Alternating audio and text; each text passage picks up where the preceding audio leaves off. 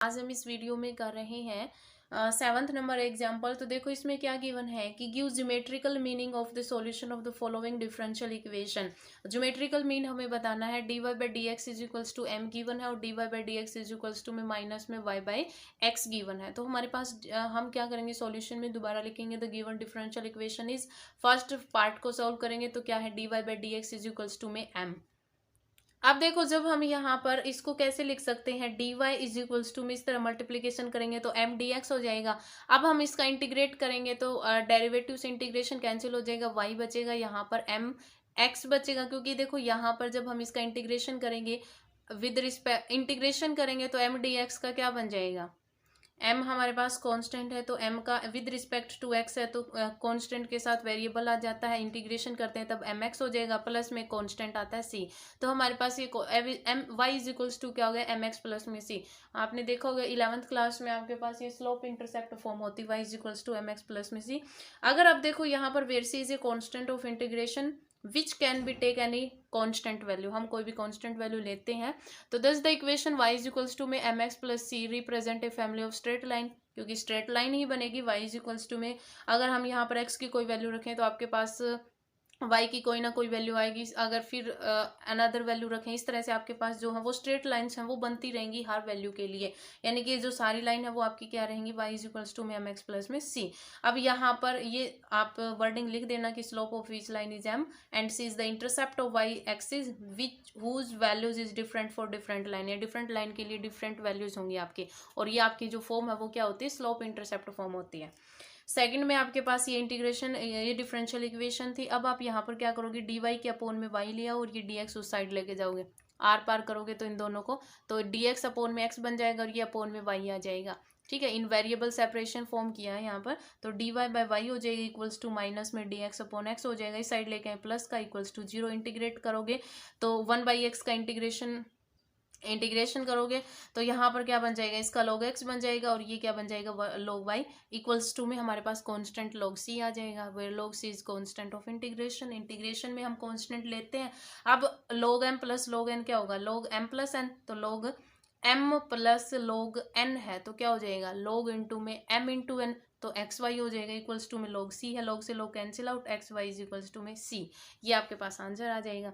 अब नेक्स्ट जो हमारे पास है वो क्या है कि give geometrical meaning of the solution of the differential equation. तो हमारे पास ये दो इक्वेशन, अब हम यहाँ पर क्या करेंगे, देखो एलसीएम ले लें।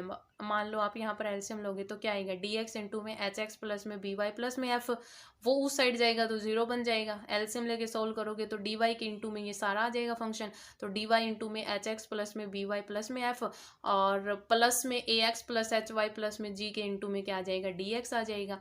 अब यहाँ पर क्या बन जाएगा, देखो ए एक्स प्लस में एच वाई प्लस जी के इंटू में डी एक्स आ गया, प्लस में एच एक्स प्लस में बी वाई प्लस एफ के इंटू में d Y is equals to में जो अपोन में एलसीएम लेके सोल्व करोगे वो जीरो के इंटू में उस साइड जाएगा, जीरो बन जाएगा। अब यहाँ पर हम कंपेयर करेंगे एम डी एक्स प्लस में N D Y equals to zero, अपने पास जो हमारे पास जो मेन जो इसकी टर्म होती है एम डी एक्स प्लस में N D Y equals to zero के साथ कंपेयर करेंगे तो एम की वैल्यू क्या होगी, A x plus H Y plus G, और एन की वैल्यू क्या होगी, एच एक्स प्लस में बी वाई प्लस में एफ। तो एम और एन हो गया। अब एम का with respect to N derivative Y derivative करेंगे और एन का with respect to X partial derivative करेंगे।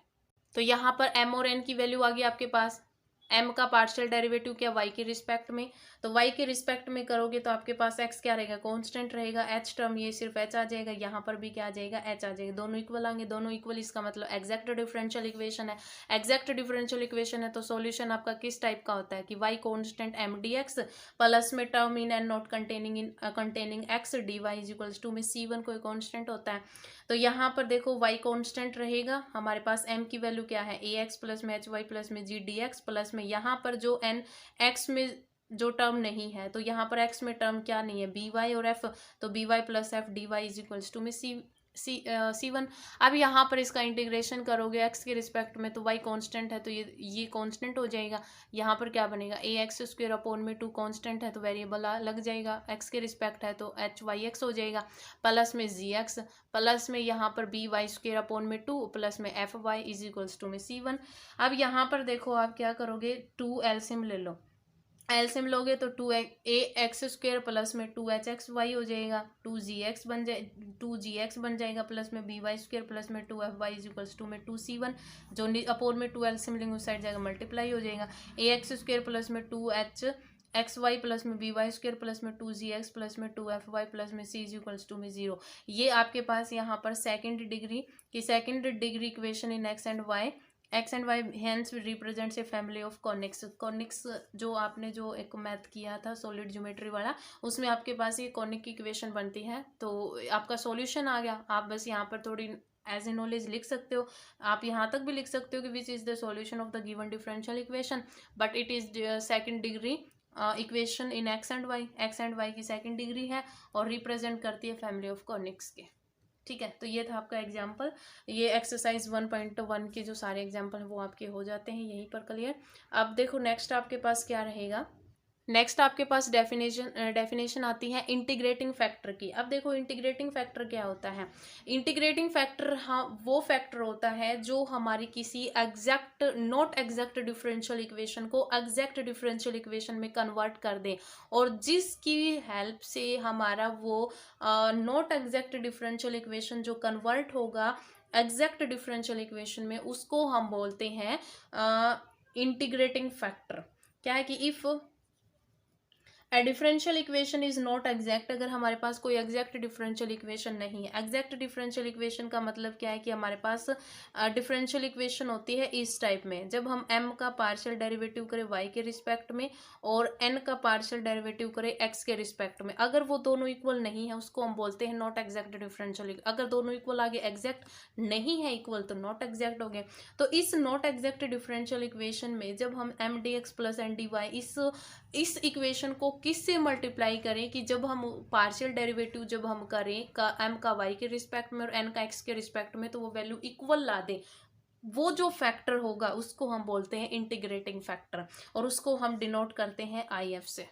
ठीक है, हमारे पास ये थ्योरम होती है, ये वैसे यूज नहीं होती ज़्यादा एग्जाम में, आप सिर्फ एग्जाम्पल कर लेना, आपको सही से एग्जाम्पल करोगे क्योंकि पेपर में आपके एग्जाम्पल इससे ही आने हैं। तो अब देखो यहाँ पर कैसे यूज होगा, और हमारे पास यहाँ पर कुछ बेसिक गिवन है कि जब हम इस तरह से आपके पास इक्वेशन है तो आपका इंटीग्रेटिंग फैक्टर क्या बनेगा, ये है तो क्या बनेगा इस तरह से। तो आपके पास यहाँ पर integrating factor by inspection given है कि sometimes an integrating factor can be found by inspection, for this reader should be study in the following results. कि अगर x dy minus Y D X इस तरह से आपके पास ग्रुप ऑफ टर्म्स हैं तो आपके पास जो इंटीग्रेटिंग फैक्टर है वो क्या बनेगा 1/x² बनेगा। कैसे है देखो, आप थोड़ा सा यहाँ से समझो। देखो आपके पास यहाँ पर क्या है x dy माइनस में y dx, यानी कि आपके पास क्या होता है m dx प्लस में n dy is equals to में 0। यहाँ पर dy पहले है, इसका मतलब x dy यहाँ पर लिख लें और माइनस में y dx यहाँ पर लिख लें, यही टर्म है।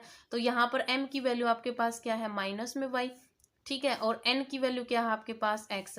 y का with respect to y m का with respect to y derivative करते हैं तो curl m by curl y आपका क्या होगा -1, और यहाँ पर +1 आ जाएगा x के, यानी कि दोनों इक्वल नहीं आए।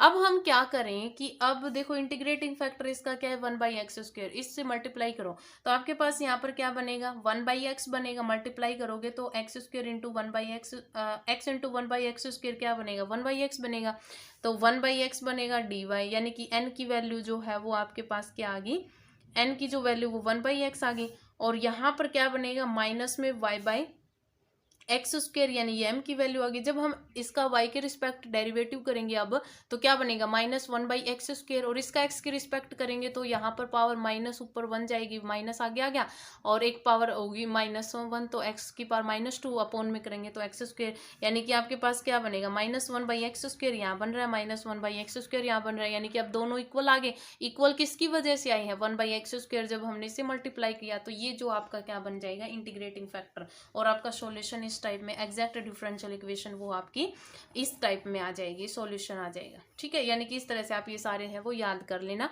बाकी ज़्यादा इनकी यूज़ तो वैसे आपको अंदाजा हो जाएगा, जितनी आप प्रैक्टिस करोगे क्वेश्चंस की आपको अंदाजा हो जाएगा कि यहाँ पर हम किससे मल्टीप्लिकेशन करें कि आपके पास जो है वो आंसर आ जाएगा। अब एग्जाम्पल देखो, फर्स्ट एग्जाम्पल क्या है, क्या गिवन है कि prove that 1/x² y² is the integrating factor of the equation. हमें ये प्रूफ करना है कि ये जो फैक्टर है वो इसका इंटीग्रेटिंग फैक्टर है। सबसे पहले हम इसको कंपेयर, ये जो डिफरेंशियल इक्वेशन है इसको हम कंपेयर करेंगे एम डी एक्स प्लस में N D Y equals to में 0 से। एम की वैल्यू क्या आ गई 1 + x y और एन की वैल्यू 1 - x y x। जब हम इनका इंटीग्रेशन आपको करना आता है, डेरिवेटिव भी करना आता है, तो यहाँ पर डेरिवेटिव करना है curl m by curl y equals to में, यहाँ पर आप डेरिवेटिव करोगे एक्स वाई के रिस्पेक्ट में। इतना ध्यान रखना जब आप y के रिस्पेक्ट में करो u इंटू वी मत लगाने बैठ जाना। यहाँ पर पार्शियल डेरिवेटिव है और पार्शियल डेरिवेटिव में जब y के रिस्पेक्ट होगा तो x आपका कॉन्स्टेंट का काम करेगा, x के रिस्पेक्ट होगा तो y आपका कॉन्स्टेंट का काम करेगा। यहाँ पर दोनों नॉट इक्वल आ गए। अब हमें क्या करना है, इसको प्रूफ करना है कि भाई ये इंटीग्रेटिंग फैक्टर है, तो हम इसको मल्टीप्लीकेशन करेंगे इस पूरी इक्वेशन के। अब यहाँ पर जब हम इसको डिवाइड करेंगे 1/x² y² से तो एक y कैंसिल हो जाएगा, क्या बचेगा 1 प्लस में xy अपोन में क्या बचेगा x² y dx, प्लस में यहाँ पर क्या बचेगा 1 - xy अपोन में xy² dy इक्वल्स टू में 0 मल्टी। अब देखो यहाँ पर इसके अपोन में ये कर दें, इसके अपोन में इसके अपोन में करेंगे तो 1/x² y प्लस में यहाँ पर क्या हो जाएगा, एक x से x कैंसिल, y से y cancel, 1/x dx plus में यहाँ पर 1/xy² माइनस में x से x कैंसिल 1/y dy। इसका मतलब क्या है, अब हम कंपेयर करेंगे M D X plus N D Y equals to में 0। एम की वैल्यू ये आ गई और एन की वैल्यू ये आ गई। अब यहाँ पर हम एम का with respect to Y partial derivative करेंगे तो ये एक्स की टर्म है तो यानी कि कांस्टेंट का काम ही करेगा डेरिवेटिव। यहाँ पर y की पावर -1 आगे जाए, -1 अपॉन में x² y²। यहाँ पर भी जब करेंगे तो -1/x² y² आएगा। दोनों इक्वल आ गए, इसका इक्वल कर दिया यानी कि नॉट इक्वल था और इस फैक्टर ने हमारा इक्वल कर दिया मल्टीप्लिकेशन करने के बाद। तो ये जो हैंस 1/x² y² वो आपका क्या बनेगा, इंटीग्रेटिंग फैक्टर बनेगा इक्वेशन फर्स्ट के लिए। ठीक है, तो इसी तरह से आपके पास नेक्स्ट एग्जाम्पल है, तो आप ये सारे एग्जाम्पल्स हैं वो कर लेना। 4 एग्जाम्पल्स हैं, आपको गिवन होगा कि ये बताओ कि इंटीग्रेटिंग फैक्टर है या नहीं है। तो इस तरह से आपके पास ये क्वेश्चन है वो आप कर लेना। आज इस वीडियो में इतना ही, धन्यवाद।